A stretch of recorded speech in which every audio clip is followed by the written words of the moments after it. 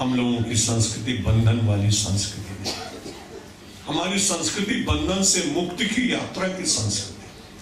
कोई आपसे पूछे कि सनातन धर्म हिंदू धर्म क्या है, आप बड़े प्रेम से कह सकते हैं कि मेरा धर्म बंधन से मुक्ति की ओर ले जाता है, पहली पहचान। दूसरा क्या है तुम्हारे धर्म की विशेषता, बड़ी नम्रता पूर्वक कहना कि तुम्हारे धर्म में प्रदर्शन होता है, मेरे धर्म में दर्शन होता है। दर्शन में वस्तुएं नहीं चाहिए, प्रदर्शन में वस्तुएं चाहिए। तुम्हारा धर्म वस्तुओं पर आधारित, मेरा धर्म चिंतन पर आधारित। जो दर्शन प्रारंभ होता हो अंतर से होता है। भगवान का दर्शन करने वाले रामकृष्ण परमहंस काली को अपने साथ लेके थोड़ी घूमते थे मूर्ति, लेकिन दर्शन अंतर में, बुद्धि में, चिंतन में, व्यवहार में, दिनचर्या में, स्पंदन में, वो उसको जगदम्बा निरंतर अनुभूति में आ रही। ऐसी महान संस्कृति को मानने वाले हम सब लोग बड़े भाग्यशाली हैं कि हमारे पूर्वजों का और जो रह रहे हैं वहां, उनका भारत में जन्म हुआ। विनोद में एक दिन मैंने भारत में कहा, एक देवता के देवलोक में रहने के दिन पूरे हो गए। वहां के इमिग्रेशन ऑफिसर ने कहा कि आपको वीसा रिन्यू नहीं किया जाएगा, आपको जाना पड़ेगा, नहीं जाओगे तो डिपोर्टेशन ऑर्डर हो जाएगा। देवता बड़ा घबराया, बड़े आनंद में था, कहा जाना ही पड़ेगा, बिल्कुल इसमें कुछ नहीं। अब ये तुम बताओगे तुमको कहां भेज दिया जाए। वो बहुत देर तक सोचता रहा, अमेरिका जाऊं कैसा रहेगा।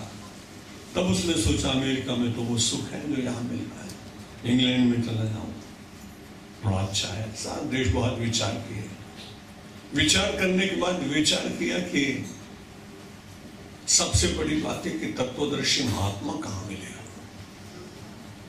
तो उन्होंने कहा कि भूखे मरो तो मरो, कोई चिंता की बात नहीं, अब मुझे ढकेल लो स्वर्ग से, लेकिन वहां गिरूं जहां भारत की भूमि हो, जिससे फिर से मैं वहां अपनी तपस्या। गायन्ति देवा किल गीत कानी धन्यास्तुते भारत भूमि भागे। देवता वंदना करते हैं, वो भारत की भूमि तो बहुत श्रेष्ठ। कभी स्वर्ण सारा संसार में वही था, परिस्थितियां ऐसी नहीं, 1000 वर्ष की परतंत्रता, उसके बाद स्वतंत्रता में हुई 50 वर्ष का भ्रष्टाचार, जिसकी आपने पिछले दिनों पूरा सप्ताह भर भ्रष्टाचार सप्ताह की कथा सुनी। भागवत सप्ताह नहीं, लेकिन ये सब परिस्थितियां तो साधारण है, इनमें कोई न कोई मनस्वी व्यक्तिगत रूप से, सामूहिक रूप से परिवर्तन लाता है और देश के ऊपर चढ़ी हुई उस राख को अज्ञानता की मिटा देता है। ऐसे महापुरुष उस देश में कई बार हुए। मेरा निवेदन इतना है कि हमें मानव का तन मिला, ईश्वर की बड़ी कृपा है। इसलिए कृपा हुई कि दूसरे धर्मावलंबी जितना कुछ करेंगे उनके पास केवल समय बहुत थोड़ा है। एक इस्लाम धर्मी व्यक्ति को मालूम है कि दूसरा जन्म नहीं मिलेगा, इसलिए 100 वर्ष की आयु होने पर भी उसका चिंतन भोग परक रहेगा, इसलिए क्योंकि दोबारा ये मिलेगा कि नहीं मिलेगा। दूसरा धर्मावलंबी भी सोचेगा कि पूरा दूसरा जन्म तो होना नहीं, इसलिए eat drink and B Mary, खाओ पियो और मौज करो, बस इतना ही जीवन का लक्ष्य उसका रह जाएगा। लेकिन भारतीय दर्शन का चिंतन करने वाला व्यक्ति सोचेगा नहीं, इस जन्म में बुराई करके जीवन में सुख प्राप्त नहीं करेंगे, यदि पाने की इच्छा रही ही गई तो क्या बात है, अगले जन्म में कर लेंगे। अच्छाई और बुराई ये दोनों ही व्यक्ति को अगले जन्म में मिल सकती हैं कि पूरे अपने पुनर्जन्म का सिद्धांत, ये बड़ी जीवन की आशा है। इस जिजीविषा में मानव अपने ऊपर नियंत्रण करता है। भारतवर्ष में एक संस्था है, लोग उसको विवाद की दृष्टि से देखते होंगे, लेकिन मैंने उसको बहुत निकट से देखा है, लोग बड़े अच्छे। राष्ट्रीय स्वयंसेवक संघ का प्रचार, महाराष्ट्र का रहने वाला, और मेरे गुवाहाटी में मेरा प्रवचन था और पीएचडी किया लड़का था, जवान, वहां प्रचारक था। मैंने कहा तुमको तो मैंने पूना में देखा था, मेरा ट्रांसफर हो गया, यहाँ काम करने का है, यहाँ ईसाई बंधु ज्यादा धर्मांतरण कर रहे हैं, यहाँ आया। मैंने कहा तुम 26-27 वर्ष के हो, तुमको ऐसा नहीं लगता है कि तुमने अपना पूरा जीवन राष्ट्र के लिए दे दिया। तुम्हारे सामने बच्चे यहाँ दिखाई पड़ते हैं, सुख में रहने वाले, आनंद में रहने वाले, तो तुम्हारे मन में नहीं लगता कि विवाह करता, प्राध्यापक होता, अधिकारी बनता? बड़ी अच्छी बात उसने कही, महाराज जी ये विचार मेरे मन में जागता है। फिर क्या हुआ? उसने कहा जब ये विचार जागता है तो मैं भगवत ध्वज के सामने खड़े होकर प्रार्थना करता हूं कि मैंने इस मार्ग पर चलने की इच्छा स्वयं की है। इसलिए यदि मेरे मन की विवाह की इच्छा और धन प्राप्त करने की इच्छा शेष रह ही जाए तो हे मेरे भगवान, इस जन्म में मुझे अपने व्रत का पालन करने देना और अगले जन्म में मेरे संकल्प को पूर्ण कराना, लेकिन मैं इस जन्म में ऐसा ही रहूं। ये जो पुनर्जन्म का चिंतन है ना, ये बहुत अच्छा है। इससे आदमी के भीतर निराशा नहीं जागती है। वो बहुत अच्छी तरह से जगत में काम करता हुआ नहीं देख पाते। विज्ञान अभी तक उसको बहुत सिद्ध नहीं कर पाया, लेकिन कहीं कहीं पर पुनर्जन्म को सिद्धांत को देने वाले लोग मिलते हैं। जिन उमा भारती यहाँ आई होगी, मैं उसके 8 वर्ष से जानता हूँ, मेरे पर बड़ी श्रद्धा रखती। तो सबसे पहले जब वो मुझे मिली तो उस समय बहुत अच्छा प्रवचन कर रही थी। 8 वर्ष किया, मैं उसे 2-4 स्थानों पे ले गया। राजनीति में न जाती तो बड़ी आध्यात्मिक व्यक्ति बनती हो, ईश्वर की इच्छा। तो छोटा सा एक लड्डू गोपाल लेके खेलती रहती, 8 वर्ष की उम्र, मंच पे पहुंचते प्रवचन कर।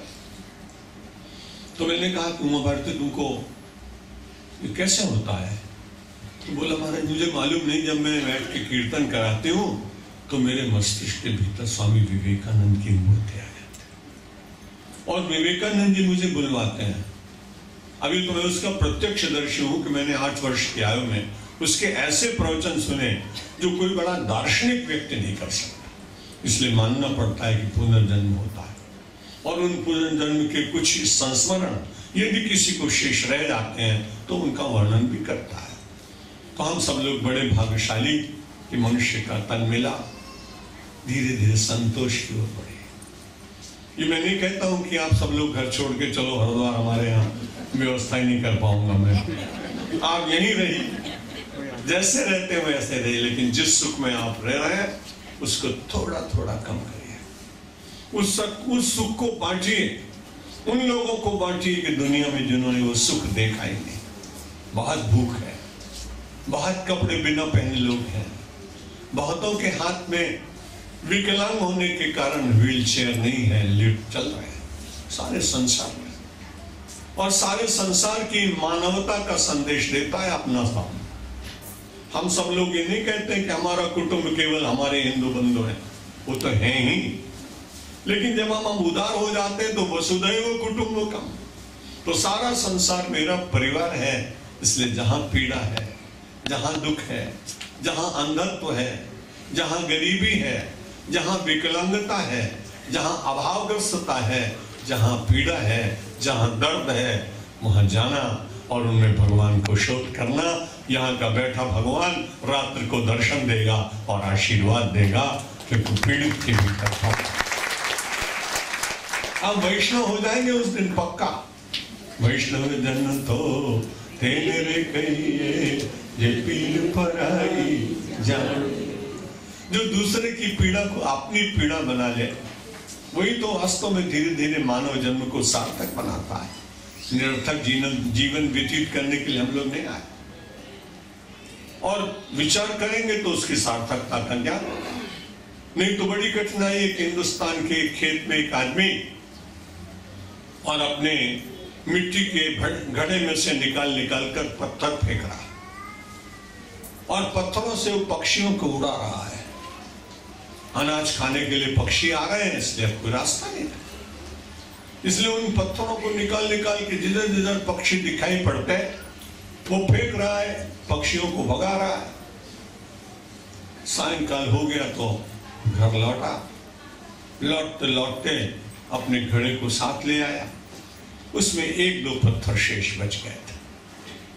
जब आया तो उसने अपनी पत्नी को कहा कि भूख लगी।